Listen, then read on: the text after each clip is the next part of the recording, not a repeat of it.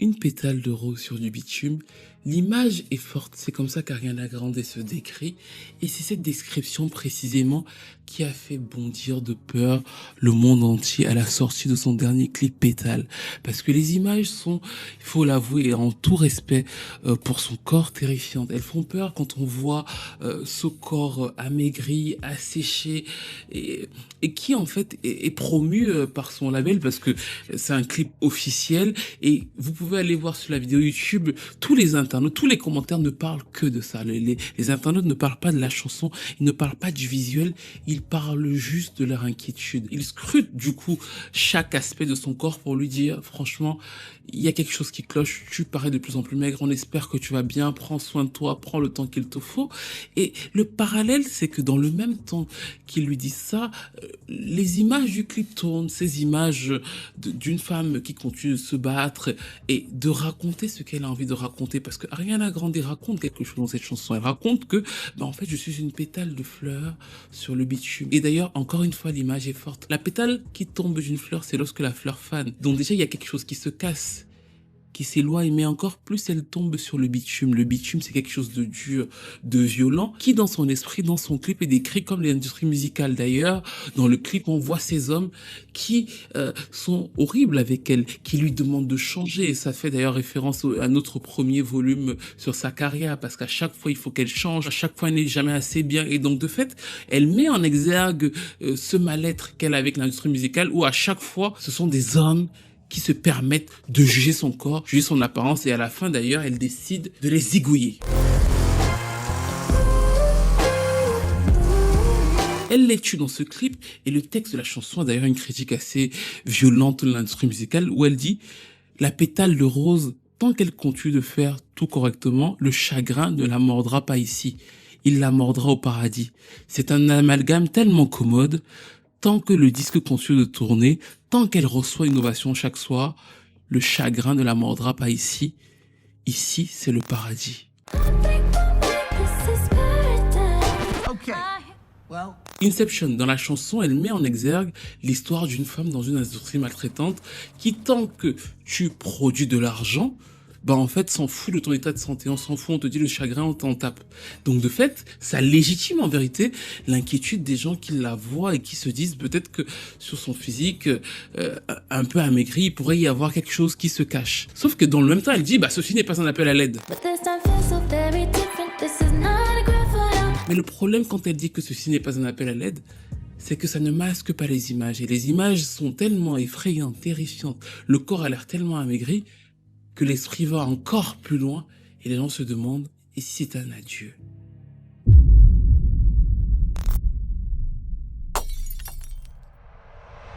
Embrasse-moi comme si tu savais que c'est un adieu. Serre-moi comme si ma vie en dépendait. Ce sont les phrases du tout premier refrain de l'album d'Ariana Grande Kiss Me, qui est bourré de références à l'adieu, au morbide.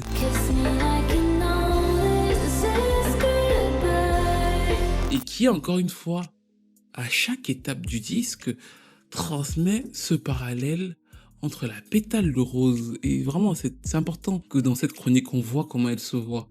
Cette chose fragile, machin, dans un écosystème un peu particulier, petit à petit pourrait disparaître. Parce que c'est ça, une pétale est censée faner dans un environnement très sombre. On le voit d'ailleurs à la pochette de l'album. Mais la question que vous allez vous poser tout de suite, c'est de savoir, mais Stevie, comment on en est arrivé là ?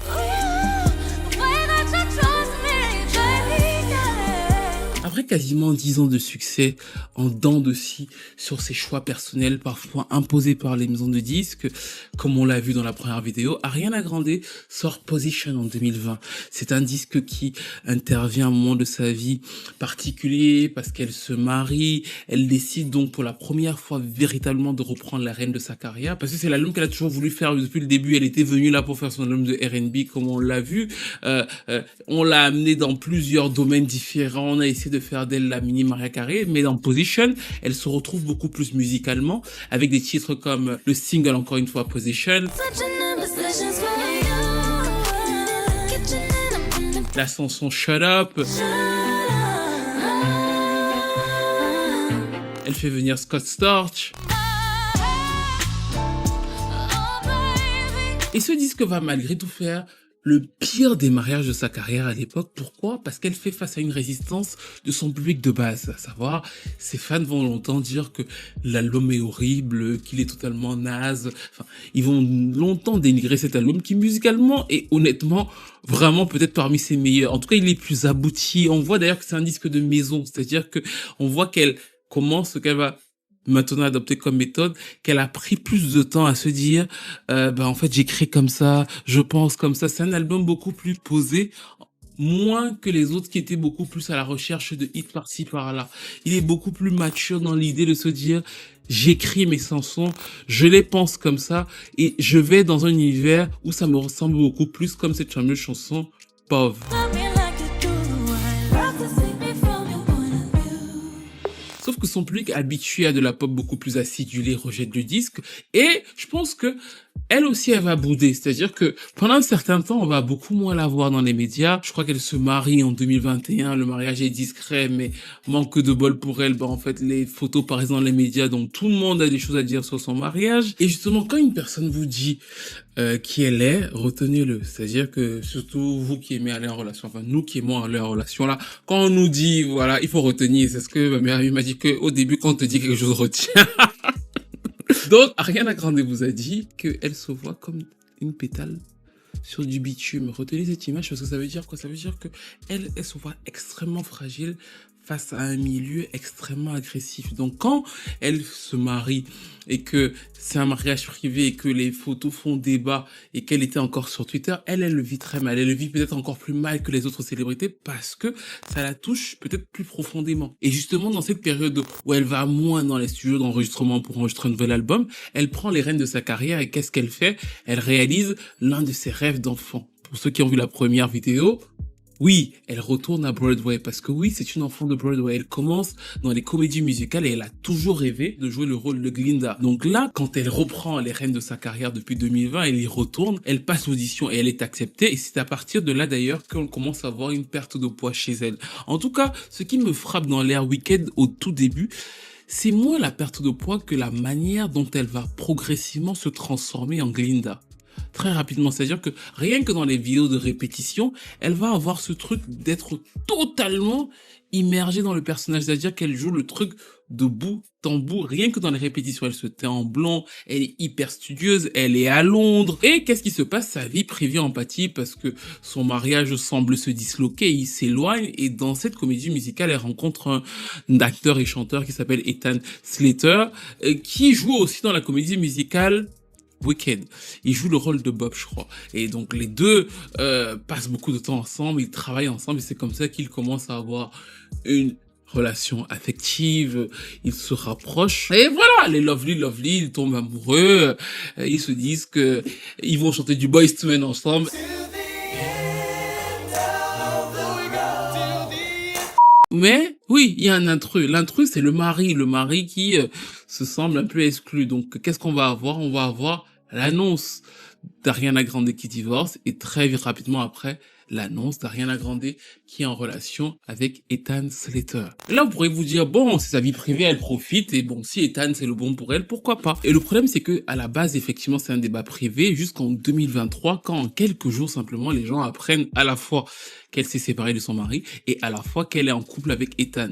D'un coup, encore une fois, tout le public commence à parler d'Ariana Grande, ils essaient de savoir pourquoi est-ce que son mariage n'a pas marché et pourquoi est-ce qu'elle est en couple avec le nouvel homme. Mais il y avait un petit détail que les gens avaient pas vu au début, qui va devenir le détail central des accusations autour d'Ariana Grande, à savoir que Ethan était marié. Donc, qu'est-ce qui va se tramer? Le débat autour du girls. Comment est-ce que tu peux être une femme, tu es féministe, une pop star, un acteur est marié, en plus il vient d'avoir un enfant, et tu commences à avoir une relation avec lui. Le débat sur le fait que Ariana Grande soit une briseuse de ménage, une femme qui a volé un homme, va prendre une ampleur de fou sur Internet. Je me rappelle même que la femme du monsieur va venir sur Internet et elle va dire « Ce n'est pas une fille solidaire des autres femmes, ma famille n'est qu'un dommage collatéral » pour montrer que Ariana Grande a vraiment brisé une famille. Le texte était d'ailleurs assez long et assez évocateur sur comment cette femme, je crois qu'elle s'appelle Lily J, se sentait brisée parce que Ariana Grande avait fait. Mais comme souvent dans ce genre de situation, presque personne n'a parlé d'Ethan. C'est Ethan qui a abandonné sa femme. et son enfant. Et la personne qui a pris très cher sur Internet et qui s'est fait défoncer de partout, c'était bien sûr Ariana Grande, devenue briseuse de ménage. Dans cette période, il y a vraiment toute une folie, une euphorie autour sur les réseaux sociaux. Quand tu te connectes sur les réseaux, tu vois toujours quelque chose autour d'Ariana Grande. Et c'est d'ailleurs pour ça que j'avais un peu de peine pour elle. Je suis honnête avec vous, je me disais, oh, vraiment encore elle. Et elle répond d'ailleurs justement aux attaques sur son poids, où elle explique que non, en fait, le poids que j'avais avant, c'est un poids où je n'étais pas saine, je mangeais mal. Là, vraiment, c'est le poids le plus sain que j'ai pu avoir. Ne vous inquiétez pas, il y a cette fameuse vidéo qui apparaît. I just wanted to address your concerns about my body and talk a little bit about what it means to be paid such close attention to. The body that you've been comparing my current body to was the unhealthiest version of my body. I was on a lot of antidepressants and drinking on them and eating poorly. And at the lowest point of my life, when I looked the way you consider my healthy, but that in fact wasn't my healthy. Et elle prend son temps, quelques mois, et elle revient donc finalement en janvier 2024 avec une chanson coup de poing. Elle répond. Et le titre s'appelle donc « Oui, et alors ?»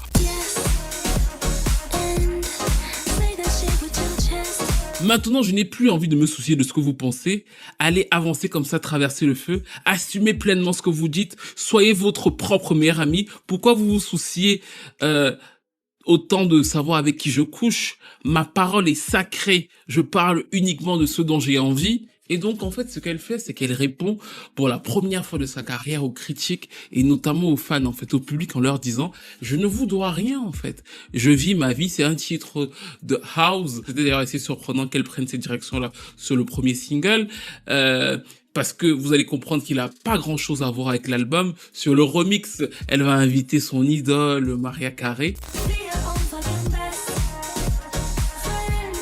Certains vont comparer la chanson à Vogue de Madonna, le clip a certaines références à Paula Abdul, Cold Hearted.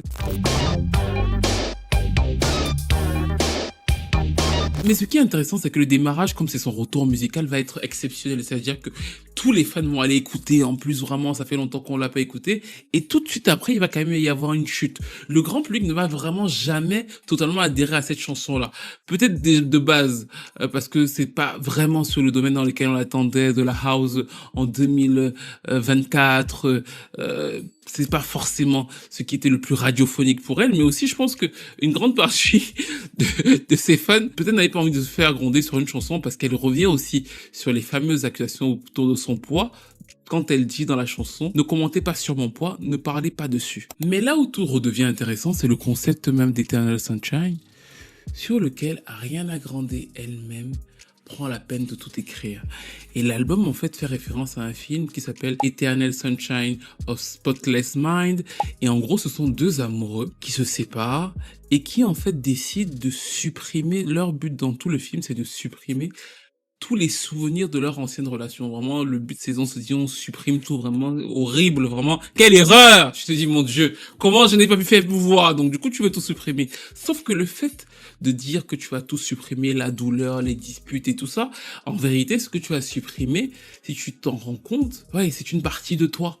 Et donc, c'est sur ce jeu-là qu'elle va jouer dans l'album pour revenir sur sa relation retrouvée. Ils vont aussi pas être bêtes en se disant, bah, en fait, il y a un univers 80s qui était revenu dans la pop moderne. Donc, du coup, l'album est très, très 80s dans la manière dont c'est inspiré, dans la manière dont il est conçu, avec toutes les inspirations. Il y a pas mal de titres de Max Martin. Et d'ailleurs, il va y avoir un single, We Can Be Friends, qui va être un immense tube et qui est vraiment le reflet de l'album.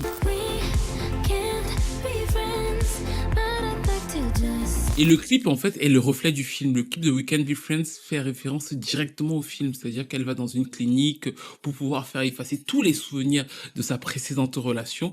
Et en effaçant les souvenirs, bon, en fait, elle efface progressivement la version d'elle qui existait avec lui. Et donc, le titre est très efficace. Il va être un immense tube pour elle et il va réussir à porter l'album et il va réussir à garder une Ariana Grande moderne. C'est-à-dire qu'elle réussit à exister, à écrire ses textes, à dérouler ses vagues vibe dans un univers qui, 12 ans après le début de sa carrière, continue à séduire un public assez jeune. Et sur le second single, elle joue encore une fois la badass, parce que la chanson s'appelle The Boy Is Mine. Bah oui, tout est dit. Elle répond sans répondre à toute la polémique de voleuse de mari. Donc du coup, elle dit oui, il est à moi. Et c'est encore plus marrant parce que bon, à la base, c'est une chanson solo et qu'elle décide d'exploiter en single. Mais comme c'est une immense fan de Brandy, qu'est-ce qu'elle va faire? Elle va faire ce pourquoi les fans de R&B américains vont la remercier pendant très longtemps, c'est qu'elle va appeler Brandy et ensuite elle va appeler Monica. Elle va appeler les deux en leur disant, franchement, j'ai la chanson de Boy Is Mine, qui est donc ma chanson sur mon album, et j'aimerais bien que vous la remixiez toutes les deux. Ce moment-là est très important, pourquoi? Parce que Brandy et Monica, comme vous l'avez vu dans la précédente vidéo sur leur relation, ne s'étaient pas parlé depuis le versus où ils avaient été désagréables l'une envers l'autre devant des millions de personnes. You? Well, no, you didn't kick in my dough. Right. So why would you say you was one of the women? I shouldn't have said that. That's probably gonna go viral. I shouldn't have said that. I'm so sorry, y'all. I didn't mean no shade by that. I just said I was trying to make a joke. Donc là, ils ont été obligés de se dire, bon, Ariana Grande nous a appelés, on y retourne, et elles vont donc enregistrer le remix de The Boy Is Mine, qui pour moi, franchement, exceptionnel travail de placement vocal.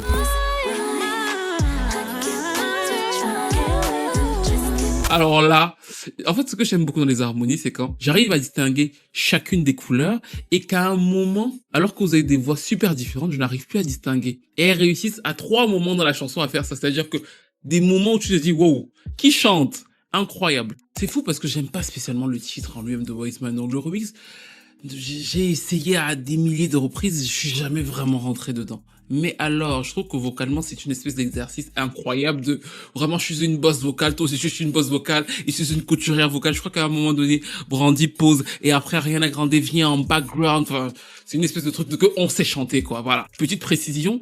Il est intéressant parce que c'est une des rares fois de l'album où Ariana Grande le fait. D'ailleurs, elle le fait beaucoup en background. C'est-à-dire que l'album Eternal Sunshine, avec des titres comme Bye, Imperfect for You, que j'aime beaucoup. J'ai un amour un peu particulier, je sais pas pourquoi d'ailleurs, pour Twilight Zone. Et en fait, il est chanté très doux, très sirupeux, très peu de vibes exagérées. Limite, c'est vraiment comme si elle avait pris son synthé, son petit piano parfois, et qu'elle racontait les petites histoires de vie, et on se demande, est-ce que c'est le bon, est-ce que c'est la bonne relation, est-ce que on doit effacer les griefs des précédentes pour tomber sur la bonne personne. C'est beaucoup de questionnements sur comment fonctionne l'amour. Est-ce que justement, le fait d'effacer tout ce que tu as vécu avec d'autres personnes te permet d'atteindre l'amour parfait, ou alors est-ce que tu ne perds pas? Enfin, elle retombe sur les mêmes schémas qui parfois d'ailleurs peuvent faire face ou alors rappeler sa vie privée. C'est d'ailleurs le paradoxe, c'est-à-dire que c'est très compliqué de s'exprimer de cette façon-là et de se mettre un peu à nu face à son public et de penser que le public de son côté ne va pas se sentir donc du coup perméable. Parce que maintenant que tu as dit que The Boy Is Mine, quelqu'un a envie de te dire que ah bon, c'est vraiment ton mec, il va attendre impatiemment que ça se termine pour pouvoir se venger. Enfin, c'est le paradoxe de sa position. Si tu veux te raconter, être totalement toi, nu, vis-à-vis des gens, il y a forcément un moment ou un autre où le public étant ce qu'il est, aura envie de s'immiscer ou alors pensera avoir son mot à dire sur ta vie privée. Mais globalement, l'album est un beau retour en grâce, un beau succès critique pour Ariana Grande. Et juste après, elle va enchaîner sur ce qui était déjà filmé, sur ce qui était déjà dans les tiroirs, on va dire, le fameux film The Wicked.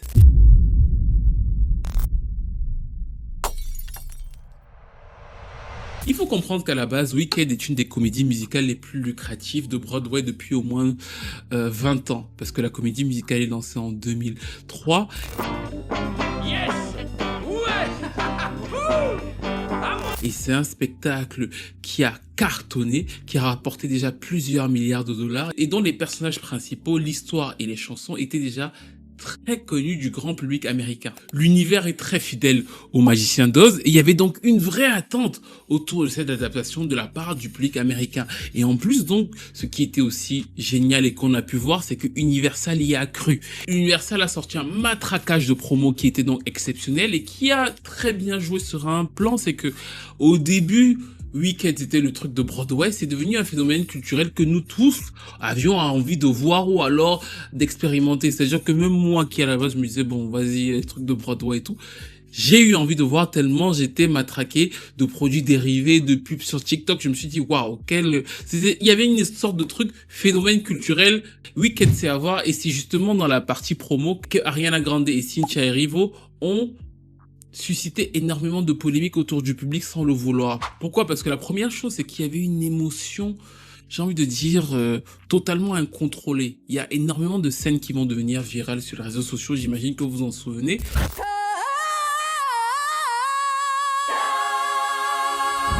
Où à chaque fois, qu'elles se retrouvent pour la promo, elles se touchent, elles se soutiennent, chaque phrase, j'appelle ça, excusez-moi, c'est mon langage privé, mais je comptais vous dire ça dans une vidéo précise sur une artiste, mais j'appelle ça du kumbaya. Why are you getting teary-eyed? I don't know, it's all very emotional and I just felt like you both did such justice to the story. It's a beautiful tribute, not to make it about us in any way. Vous savez, les phrases un peu philosophiques, avec plein d'amour là. Alors, peut-être qu'elles vivent vraiment quelque chose de très terrifiant, mais moi souvent j'appelle ça du kumbaya. Donc du coup, je m'excuserai si... voilà, mais souvent elles se donnaient des phrases un peu kumbaya, la vie est tellement dure, et toutes les deux sont extrêmement émues, et elles pleurent. I hope you'll let my French be one of the things that you're learning how to let in. Oh man, oh no, babe. Oh, yeah, cry, yeah. Et la promo du film va devenir une sorte d'objet de divertissement pour beaucoup de gens. C'est-à-dire que, hormis même le film en lui-même, le fait de voir Cynthia, Ariana Grande dans plusieurs moments gênants, Cynthia hyper protectrice dès qu'on touche à Ariana Grande, ça va créer toute une longue conversation sur l'état d'Ariana Grande et ça va renforcer les inquiétudes autour de leur de poids. Parce que c'est aussi le second point. Le second point, c'est que Cynthia était de base, enfin, j'ai envie de dire... je sais pas comment... le second point, c'est que Cynthia avait un poids plutôt normal, même si je ne peux pas dire qu'il n'y a pas de poids normal, mais vous voyez ce que je veux dire. Elle n'était pas mince. Vous voyez ce que je veux dire. Elle n'était pas extrêmement maigre avant de commencer Wicked, parce qu'on la voit souvent. Mais dès qu'elle a commencé à faire la promo, elle était très maigre. À l'instar d'Ariana Grande, les deux étaient très maigres et ça a attisé encore plus de critiques autour de ça parce que les gens ont commencé à se demander est-ce que le casting de Wicked était maudit? Est-ce qu'il y avait quelque chose dans le travail autour de cette comédie musicale qui faisait en sorte qu'on perde du poids? Est-ce que comme elles jouaient les sorcières, elles n'avaient pas vendu leurs âmes à l'industrie du disque? C'est-à-dire qu'il va y avoir toute une émulation autour de Wicked qui ne va vraiment pas concerner le film et qui va malgré tout en rajouter à tout ce qui fait qu'un film devienne un phénomène culturel populaire. Et c'est d'ailleurs à ça que Ariana Grande va répondre à plusieurs reprises, même la fameuse interview avec Sally où elle répond en disant aux critiques qu'il faut arrêter de parler du poids. How do you deal with that? There's a comfortability that people have commenting on that I think is really dangerous. Que le poids des femmes est tout le temps scruté dans l'industrie et on voit même dans cette scène, on voit que c'est quelque chose qui ébranle la pétale. And I think it's dangerous for all parties involved. Mais là où c'est génial, c'est que Wicked est un succès immense. C'est l'une des adaptations de Broadway au cinéma qui est la plus rentable de l'histoire. Je crois qu'elles sont à plus de 700 millions. Elles ont 10 nominations au Grammy Award. Ariana Grande nommée au Grammy Award. C'est-à-dire que le succès est phénoménal pour les deux films. J'ai écouté les deux albums et c'était très bien parce qu'elles n'ont pas copier leur chant pop sur leur chant de Broadway. Non, elles sont incarnées les personnages et justement, en fait, dans toute la promo, chaque fois que moi je voyais Ariana Grande, le truc que moi j'avais remarqué, c'est que j'avais l'impression qu'elle jouait toujours Glinda. Mais ça arrive souvent à des chanteurs. Moi, je connais pas très bien les interviews des acteurs, parce que je pense que ça doit aussi arriver à des acteurs. Mais il y a des chanteuses notamment que je connais, qui, dès qu'elles jouent un rôle, deviennent le personnage en promo. Et c'est pour ça d'ailleurs que moi, j'étais pas choqué par sa maigreur ou quoi que ce soit. J'avais l'impression que comme elle était à fond dans le personnage de Glinda, en fait, tout ressemblait à ça. Et je trouve que même dans les interviews, sa manière de parler, tout avait changé pour ressembler au personnage de Glinda. Oh, well, could you not? I'm sorry. I so enjoy air. Et je pense que certains fans lui ont fait la remarque aussi, qu'elle a pas apprécié. Mais c'était le truc le plus flagrant. C'est qu'on avait vraiment l'impression que la Ariana d'avant était, comment dire ça, en retrait face au personnage, tellement le personnage avait été incarné. Je voyais d'ailleurs une interview récente de Jennifer Lopez qui disait qu'elle avait pas ce problème-là. I have been doing this a long time, and I know what's important, and I know who I am. People are always gonna say things about you. They're gonna speculate and be like, oh, I love her when in this moment, and then oh my god, and she's like this. They get confused. They don't know what's real. I know what's real, so it's easier for me. J'ai trouvé ça drôle. Elle disait que elle connaissait plein d'acteurs qui, quand ils sortaient du rôle, en fait, continuaient à jouer le rôle, mais que elle pas du tout. Elle travaille et qu'ensuite elle sort du rôle. Et je trouvais que Ariana Grande n'était pas totalement sortie du rôle lors de la promo. Et ça, en vérité, c'est censé être minime dans l'impact d'un film ou alors dans la réception d'une œuvre qui cartonne autant que Wicked. C'est-à-dire que l'œuvre est un immense succès, mais la plupart des gens, en tout cas énormément de gens ont retenu principalement, alors que c'est la consécration d'Ariana Grande en tant qu'actrice et qu'elle montre un talent immense, beaucoup de gens ont retenu principalement cette image de femme qui ne semblait pas totalement elle-même, peut-être désorientée ou alors trop amaigrie. C'est-à-dire que l'image, toute la conversation autour de la promo est presque devenue aussi importante que le film, et ça va encore être l'un des paradoxes de sa carrière, qui, comme vous le voyez, n'est composé que de ça. Wow, elle est de retour, elle est de retour. C'est la première chose à laquelle j'ai pensé quand j'ai vu les images d'Ariana Grande qui a fait son retour sur scène. Ça faisait quasiment 5 ans qu'elle n'avait pas fait de tournée pour ses fans. Et donc du coup, elle est revenue sur scène en 2026 pour la tournée de Eternal Sunshine.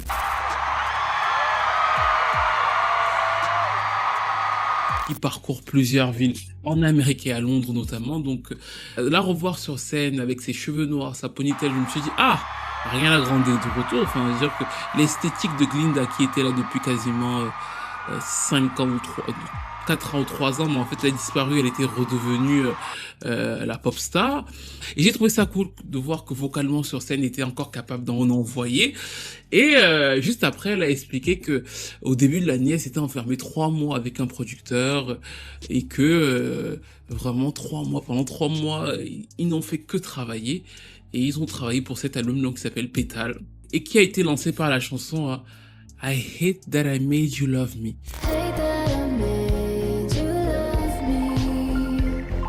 Dont on avait déjà parlé récemment et que j'avais décrypté sur TikTok. Pourquoi ? Parce que ce titre est une critique verte d'Ariana Grande envers son public. C'est-à-dire que c'est une chanson où elle est revancharde et où elle continue à chanter comme elle chantait déjà sur Eternal Sunshine. C'est comme si elle s'adressait directement à la personne à laquelle elle parle. C'est limite comme si elle chuchotait tout doucement, tout en nuances malgré tout, vocalement très soyeux. Et en gros, elle dit « Je déteste t'avoir donné envie de m'aimer. Désolé si je ne suis pas exactement ton genre. Ne m'aime pas parce que je n'ai rien fait pour ça. J'imagine que c'est assez mignon la manière dont tu m'aimes tant que je reste là où tu veux me voir. Mais je vois parfaitement clair dans ton jeu. Et donc, dans cette chanson, on voit encore une fois qu'elle est au combat. Elle est au combat avec son propre public et le fait que ce public essaie de la diriger, qu'elle ne soit jamais assez bien, que dans Wicked, finalement, la conversation a été sur son image plutôt que sur son jeu d'actrice alors que le film a été un succès. C'est-à-dire que on voit qu'elle est perturbée par ça et qu'elle tient à y répondre dès l'ouverture de l'album. I don't care what people say.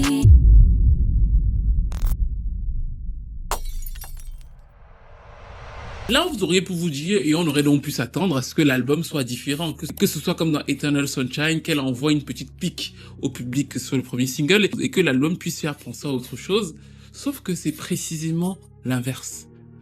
Pétale d'Ariana Grande est extrêmement cohérent dans ce qu'il observe et dans ce qu'il veut nous faire ressentir. Et on voit une femme en fait qui vit un malaise. Et le problème c'est qu'on ne peut pas savoir quel est le malaise. On la voit maigrir parce que petit à petit elle perd de plus en plus de poids et les images sont de plus en plus frappantes. Même si paradoxalement elle demande absolument de ne pas parler de ça. I was on a lot of antidepressants and drinking on them and eating poorly and at the lowest point of my life when I looked the way you consider my healthy. Et donc, pour la chronologie de la petite histoire, jusqu'à ce moment précis de la vidéo, je n'avais jamais parlé du poids d'Ariana Grande. Parce que justement, ayant vu cette femme dans l'industrie compliquée, ayant observé que c'était difficile pour elle, ayant vu qu'à chaque fois qu'on parle de ça prend une ampleur de fou, j'étais passé totalement à côté de toute cette polémique-là, avant justement le jeudi et le vendredi, avec la sortie du clip de Pétale et de l'album.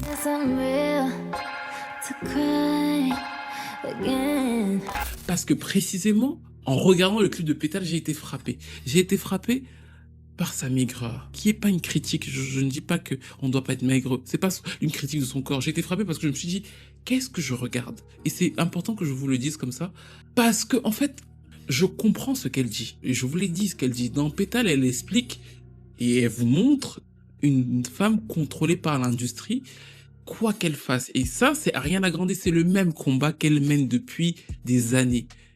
Maintenant, dans ce clip-là, et limite dans l'observation que nous pouvons en faire, on pourrait se dire limite que c'est une inception. C'est-à-dire qu'elle nous montre un clip dans lequel elle se bat dans l'industrie et au final, elle zigouille les magnats de l'industrie. Et nous, qu'est-ce qu'on fait? Tous, on ne fait que commenter son poids, parce que c'est ça finalement. On se dit, bah, je suis libéré de l'industrie et en fait, il y a que des gros connards sur Internet qui continuent à parler de mon poids au lieu de parler de ma musique. Mais, sauf que le poids qu'elle a et qui peut sembler inquiétant, même si on n'est pas médecin, vraiment, est réel. On voit quand même une femme extrêmement maigre. Et le fait même que ce soit filmé de façon très glamour et qu'il y a cette fameuse scène où on lit écrit « Jolie voix très gentille, mais rien de spécial, pas très agréable à regarder, un peu quelconque, elle pourrait perdre quelques kilos. » Donc quand on lit ça dans le clip, et fait exprès qu'on voit, elle est très consciente qu'elle perd du poids. Elle est très consciente aussi du fait que ça inquiète les gens qu'elle perd du poids. Mais elle le fait passer pour une injonction de l'industrie musicale. Bah, si elle le fait passer pour une injonction de l'industrie musicale, les lignes deviennent profondément troubles. On a quand même, au minimum, l'impression de quelqu'un qui fait un appel à l'aide. C'est-à-dire qu'on peut pas nous présenter quelque chose d'aussi profondément inquiétant. Et quand je dis profondément inquiétant, j'en veux pour preuve toutes les personnes qui ont vu la vidéo. Regardez les commentaires de la vidéo, il n'y a pas... Tous les commentaires ne parlent que de ça. Ça veut dire que énormément de gens sont inquiets. C'est pas des gens qui la détestent. C'est pas des gens qui... Non, c'est des gens qui sont allés voir en disant « Oh, il se passe quelque chose ici. » Même sur sa propre page fan sur Instagram, la note de community note, et d'ailleurs ils ont dû supprimer le post, signalait que le clip ne devait pas être une promotion de l'anorexie ou de certains TCA. Donc je ne veux pas juger le poids d'une femme ou alors de quiconque. J'ai déjà assez de problèmes avec le mien. Mais je trouve que il faudrait qu'on nous explique quelle est la limite entre non-assistance à personne en danger, que ce soit une célébrité ou pas, et intrusion dans le poids d'une femme. Et c'est d'ailleurs pour ça que moi, les posts que j'ai faits étaient principalement sur le label, parce que Universal Music est encore le distributeur et le principal partenaire d'Ariana Grande, et c'est eux qui diffusent ce clip. Et c'est aussi pour ça que je fais une distinction entre ce que Chadwick Boseman, l'acteur, a vécu et ce que Ariana Grande est en train de vivre. Ariana Grande est en train de travailler. Chadwick ne travaillait pas au moment où on l'a vu super amaigri.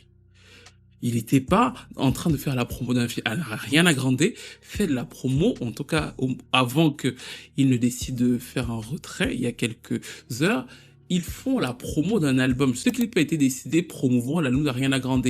Et elle est en tournée pour faire la promo du précédent. Ce qui veut dire quoi? Ce qui veut dire que Universal a quand même une sorte de responsabilité sur ce qu'il diffuse. On ne peut pas totalement les dédouaner de ça, notamment sur l'état de santé de l'artiste. Et ça a été mon premier, j'ai envie de dire, red flag, même si je n'aime pas cette expression, quand j'ai vu le clip. Mais le deuxième red flag, et qui m'a été encore plus frappant, franchement, c'est juste l'écoute de l'album Pétale. Et franchement, je suis même ému à l'idée de vous en parler, parce que je trouve que elle s'est enfermée, cette femme, pour écrire, et elle est profondément meurtrie par le monde qui l'entoure. Et dès l'entrée sur Kiss Me qu'on a vu tout à l'heure, bah, elle vous dit « Embrasse-moi comme si c'était la fin, embrasse-moi comme si c'était un au revoir ». C'est-à-dire que vous l'avez compris, elle est pleinement consciente du contexte.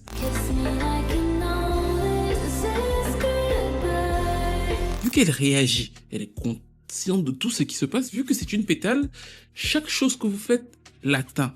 Et donc du coup, je trouve que commencer son album en disant à son public dans un contexte où les gens s'inquiètent pour elle, embrasse-moi, comme si c'était un adieu, serre-moi comme si ma vie en dépendait, n'est pas innocent. Et tout l'album joue sur le thème effectivement qu'on peut dire sentimental de la séparation.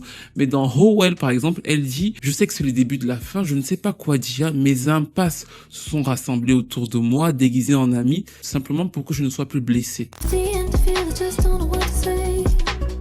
En pétale, elle parle d'immortalité. Mais la nuance de son immortalité n'est pas elle. Elle dit « Ses histoires préférées finissent dans une catastrophe. Mais je n'ai besoin de personne pour me sauver parce que moi et ma musique, on ne mourra pas. » Mais la chanson la plus forte dans ce texte-là, c'est la dernière chanson de l'album.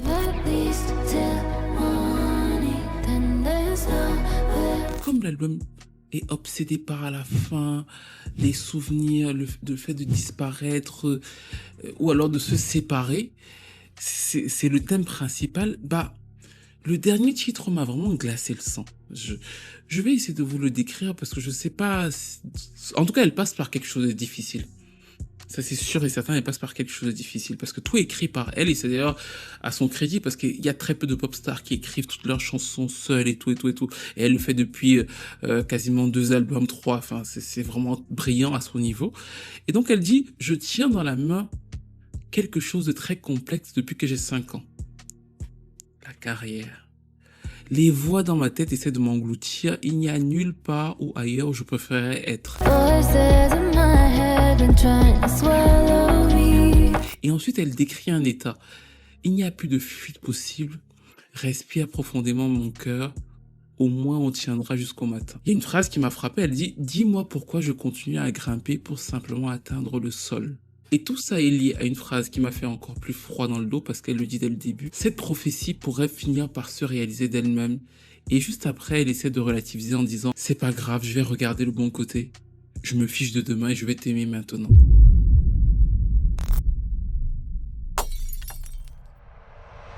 J'ai eu beaucoup de mal à écouter cet album 3 fois. Je l'ai écouté 2 fois.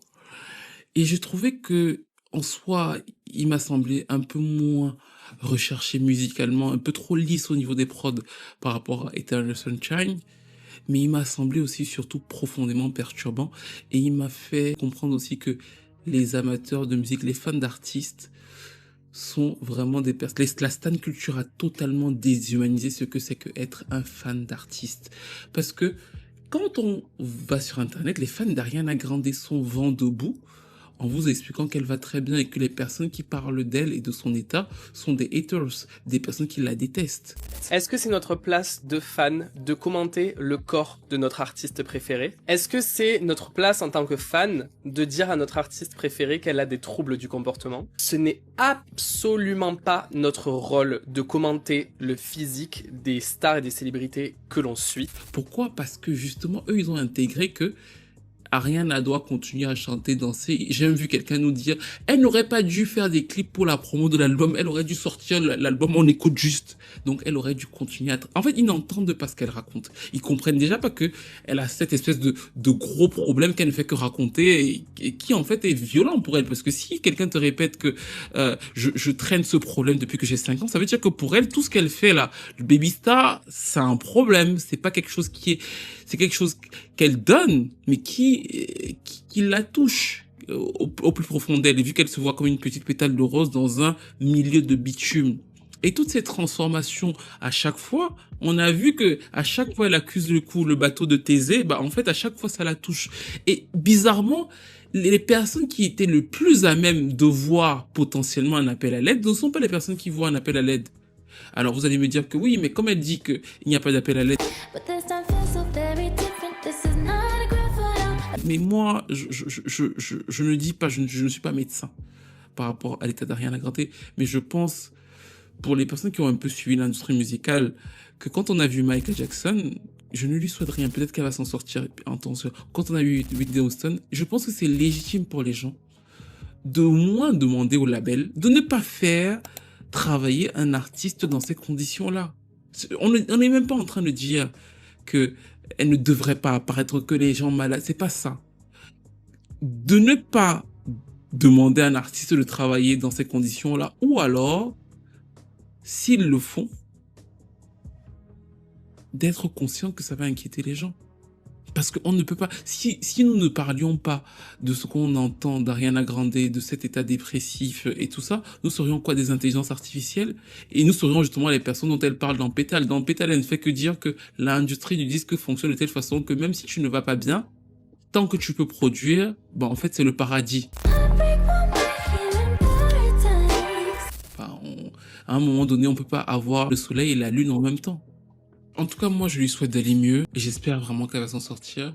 J'ai pas du tout été surpris par le fait qu'elle prenne du recul. Boundaries can need to be set. Human beings can need a break sometimes. Et tout, et j'ai pas été surpris par le fait qu'elle dise que c'était prévu avant, parce que j'ai cru comprendre en écoutant l'album que de toute façon, elle l'aurait pas défendu comme les autres albums, parce que il est au mieux un appel à l'aide. Et c'est pas la première. Je suis pas médecin, les gens. Je vais peser mes mots dans ce que je vais dire. Mais dans Nowhere Nobody, elle commence quand même à dire c'est difficile de croire à une fin parfaite, mais c'est pas grave. La prophétie va peut-être s'auto-réaliser, mais c'est pas grave. Je vais regarder de l'autre côté. J'ai eu l'impression que c'était quelqu'un qui était en train oui, qui a une maladie, qui se dit que, voilà. Mais peut-être que c'est faux, j'espère que c'est faux, peut-être que je me suis totalement trompé, que c'est juste qu'elle est en dépression et qu'elle va reprendre du poids, mais j'ai eu l'impression qu'en fait, c'était comme si c'était fini. C'est ce que donne l'album. Et je ne dis pas ça en inventant, en fait. La manière dont elle le tisse, elle dit, c'est quoi une prophétie? Ça peut être un diagnostic. Elle dit, ça va peut-être s'auto-réaliser. Et quand j'ai vu sa mère venir dire à la sortie du clip, ma fille, tu es magnifique, tu es sublime et tout, mais j'ai eu l'impression que c'était comme si il y avait une maladie qui était là. Ils n'avaient pas les mains dessus. Et que finalement, en fait, elle prenait le bon côté des choses en se disant, je vais vivre ce que je peux vivre jusqu'au bout. Un peu comme Chadwick, mais elle avait décidé de travailler. En fait, c'est l'impression que m'a donné cet album, mais c'est absolument pas ce que je lui souhaite. J'espère me tromper 100 fois, j'espère que c'est un TCA banal et tout, mais au moins au ressenti, je peux vous dire ça en espérant de toutes mes forces que ce que je dis est complètement fou et que moi je suis juste un hypersensible, voilà. Ce qui est vrai. Je ressens les choses aussi, donc c'est peut-être pour ça aussi que voilà. Mais, quand j'ai fini ça, je me suis dit, respire profondément. Elle se rassure dans cette chanson, les voix dans ma tête essaient de m'enfermer, mais je ne veux pas mordre, enfin bref. Voilà. Nous arrivons donc à la fin de cette analyse qui revenait sur la deuxième partie de la carrière d'Ariana Grande. Je vous ai donné les éléments qui ont mené à ce qui se passe autour d'elle et à toutes ces fameuses polémiques. Je pense que c'est une bonne chose pour elle de faire la tournée Le Soir Opposé. Dans le même temps, comme argumentaire contradictoire, si elle était censée faire du théâtre l'an prochain et remonter sur scène, c'est que peut-être qu'ils savent que c'est pas grave et que c'est peut-être un problème d'anorexie ou alors un TCA et que elle va revenir. Enfin, j'espère que c'est juste une mauvaise passe et que Universal prendra ses responsabilités. Moi, je trouve que c'est trop facile qu'une personne soit dans cet état-là et qu'on nous dise que oui, elle veut juste travailler alors que c'est une superstar. S'ils ont été capables à plusieurs reprises dans la carrière d'Ariana Grande et de plein d'autres artistes de leur imposer des choses, de refuser. Si Ariana Grande voulait sortir un clip complètement fou, je sais pas, où elle était, raciste dans le clip ou alors une nazie, ils allaient lui dire non. On est d'accord. Donc, maintenant, s'ils sont capables d'accepter que ce clip-là sorte, moi j'aurais aimé qu'ils prennent leurs responsabilités en faisant un communiqué en disant oui, nous travaillons en partenariat avec Ariana Grande, nous assurons qu'elle va extrêmement bien, nous prenons en charge sa santé, nous nous engageons à ce que voilà. Pourquoi ils ne le font pas s'ils sont si gentils que ça? Pourquoi ils ne font pas ça? Pourquoi est-ce que ces compagnies, la compagnie qui s'occupait de Michael Jackson en 2009, pourquoi est-ce qu'ils ne sont pas engagés devant le public quand plein de fans de Michael Jackson disaient qu'il va pas bien? Pourquoi ils ne sont pas engagés en disant oui, non, mais en fait, non, moi j'aimerais beaucoup qu'ils nous disent que non, en fait, on est parce qu'elle leur rapporte des millions de dollars. Et on va pas m'expliquer que il y a des gens dans l'équipe marketing d'Universal qui n'ont pas regardé ce clip en se disant il y a un souci. Donc du coup, c'est soit effectivement c'est un vœu de sa part parce qu'il y a un événement dramatique qui est inévitable, soit effectivement elle est malade et elle veut continuer à travailler dans ces conditions-là, mais je trouve que la situation reste quand même assez malsaine et triste, même si dans tous les cas je lui souhaite bien sûr le meilleur. N'hésitez pas à me dire tout ce que vous pensez de la carrière d'Ariana Grande, cette seconde partie de sa carrière, ce qui se passe actuellement, qu'est-ce que vous en pensez? Encore une fois, le but de cette vidéo était pas du tout de critiquer son poids parce que vraiment c'est pas du tout mon créneau ou même quelque chose que j'ai voulu faire au cours de ces dernières années. S'il n'y avait pas eu le clip de Pétale là qui m'a vraiment choqué, et s'il n'y avait pas eu l'album, parce que tous ces fans vont vous dire il faut écouter l'album, bah justement quand on écoute l'album on est encore plus choqué. Donc en fait, faudrait quand même qu'à un moment donné on sache où on va. Et c'est vraiment ma deuxième tristesse dans cette affaire, au-delà d'elle, c'est le fait que les fanatiques nous montrent qu'ils sont capables de fermer les yeux si un être humain va mal, tant que cet être humain travaille pour eux. Et c'est bien un épisode de Black Mirror, en fait. Ça montre à quel point le niveau de relation parasociale a totalement dépassé l'imaginable. N'hésitez pas à me dire tout ce que vous en pensez, à liker, à commenter, à partager. Encore une fois, j'espère vraiment me tromper. Je pense que je me trompe. Je vous ai dit ce que je pensais, mais c'est pas une vérité, en fait. Je me trompe. Et je lui souhaite encore une fois le meilleur. Je vous retrouve, bien sûr, très vite pour une nouvelle vidéo. Et juste, j'ai fait exprès de pas noter l'album et tout parce que je suis pas en état de le faire. En fait, il m'a mis dans un état où je suis même pas capable d'écouter les chansons sans être mal à l'aise. Circulons, il n'y a rien à voir. On a eu les backstage du clip de Pétale et Ariana Grande va bien. Feel good. Feeling good. Elle est heureuse. This is the best day of my life. Elle nous dit même quand on lui demande c'est quoi le message du clip. Bon, vous décidez, moi je m'en fous. Voilà. What's the message? You decide. I don't care. I'm tired of explaining. Have a good life. Love you. Vraiment, elle est heureuse, elle est contente. Donc... What's in that mug? I'd like to try it every day. Non, du coup, il n'y a pas de maladie, elle va très bien, elle se sent très bien dans sa peau, elle se sent mieux qu'elle ne s'est jamais sentie comme elle le dit. Et en fait, finalement, moi, je suis très contente pour elle. C'est-à-dire que le message de Pétale, de cette Pétale qui s'efface et tout, c'est peut-être une passe plutôt sombre de sa carrière. Et elle reviendra quand elle reviendra. Et c'est aussi une critique de l'industrie musicale. Toujours est-il que la question que je pose toujours en regardant les extraits d'Ariana Grande qui s'exprime comme elle s'exprime avec autant de maigreur, c'est la dichotomie. Moi, je veux bien que c'est un sujet très particulier parce que je suis un homme, donc je peux pas dire certaines choses sans qu'elles ne soient mal prises. Mais je respecte le fait qu'Ariana Grande se sente exactement bien comme elle est, c'est pas pour critiquer son corps. Mais la question que je pose, c'est de savoir, quand tu as toi-même dit que l'industrie dicte la manière dont les femmes s'habillent, la manière, et on le sait, la manière dont les femmes se comportent et tout, et que finalement, tu proposes à ton public qui est divers, encore amaigri, et que ce public s'inquiète, bah en fait tu le fais culpabiliser. C'est-à-dire que la stratégie qu'ils adoptent si Ariana Grande va bien, c'est de nous dire bah vous êtes des connards si vous vous inquiétez pour Ariana Grande. Mais je repose la question, qu'est-ce qu'on serait si on ne s'inquiétait pas pour elle, vu que elle-même dit que l'industrie en fait, vous voyez ce que je veux dire?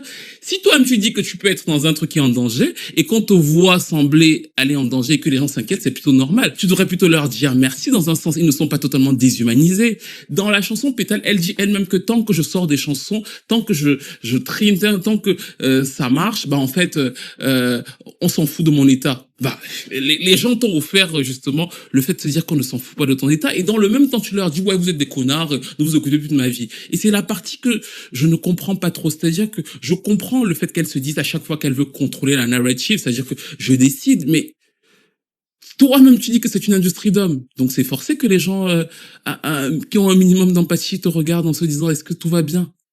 Et maintenant, si elle dit que tout va bien, bon, on va respecter ça, même si encore une fois, moi, je continue de penser qu'il faut poser la question à ces fameux hommes.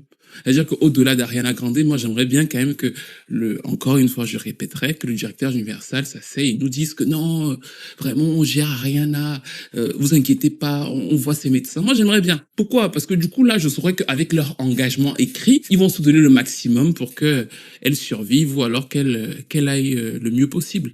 Parce que j'ai dit ça à Stéphanie, ils n'ont pas compris, mais même si elle décède, il faut savoir qu'Universal va se faire des couilles en or.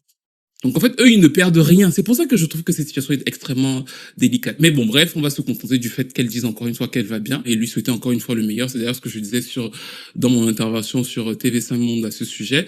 Et pour finir, il y a aussi pas mal de gens qui m'ont alerté en disant que c'était très dangereux pour les petites filles. Et c'est vrai, je peux comprendre que certaines petites filles, il y a des moments même qui m'ont dit, moi, je n'arrive pas à parler à ma fille parce qu'elle a 13 ans ou 14 ans et que finalement, elle dit que toutes les personnes qui attaquent Ariana Grande sont des haters. Et donc, du coup, beaucoup de gens ont peur du retour de la mode pro-Ana des années 2000. Je comprends l'inquiétude et je peux comprendre que les mamans aient un peu peur de ça.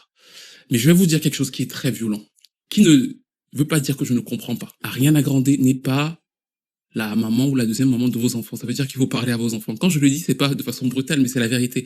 C'est comme vous rappelez quand Cardi B avait sorti, je prends toujours cet exemple, quand Cardi B avait sorti le titre WAP, vous en rappelez, en 2020, c'était une révolution en termes de, c'est hyper sexuel. Vraiment, pour l'époque. Aujourd'hui, pour nous, c'est limite un dessin animé. Mais à l'époque, on se disait, wow, wow, wow, wow, wow, wow. Je rappelle aussi que Cardi B, un jour, fait un live, et dans ce live-là, qu'est-ce qu'elle fait? Je vais vous laisser voir.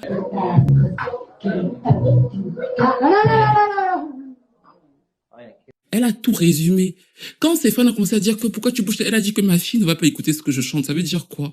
Ça veut dire que elle a compris que quand elle vient là devant vous, c'est une entertaineuse. C'est-à-dire qu'elle ouvre ses jeux, voilà, elle vous vend tout ça là. Mais pour son enfant, elle avait autre chose. Ce qui veut dire que malheureusement, ou alors heureusement, ce sont les parents qui doivent préparer leurs enfants, leur expliquer ce qui peut être dangereux quand ils voient Ariana Grande, ce qui peut être malsain quand ils voient des artistes ou ce genre de choses. Ça ne peut pas venir d'Ariana Grande. Et il ne faut vraiment pas attendre que ça vienne d'Ariana Grande ou de Cardi B ou de... Non, ça ne va jamais arriver, c'est pas leur travail. La fausse époque d'ailleurs de ces pop stars préfabriqués où on essayait de les rentrer dans des carcans, nous ont donné des Britney Spears. Britney Spears vous disait que oui, je n'ai jamais eu de rapport, machin, et au final, tout était faux parce que c'était pour vendre un produit et finalement même quand on voit sur le grand écart ça a détruit cette petite fille.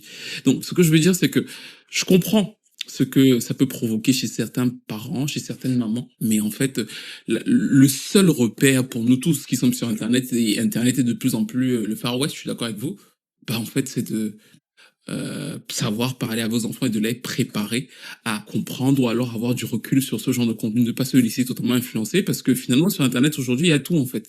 Même les fans du petit moustachu sont partout sur internet. C'est-à-dire qu'on est chez les fous. Le mieux c'est d'appréhender et de dire aux enfants comment vivre ce genre de contenu que de se dire que Ariana prendrait du poids ou alors changerait sa DA pour les fans parce que clairement encore une fois elle vous dit qu'elle en a rien à cirer.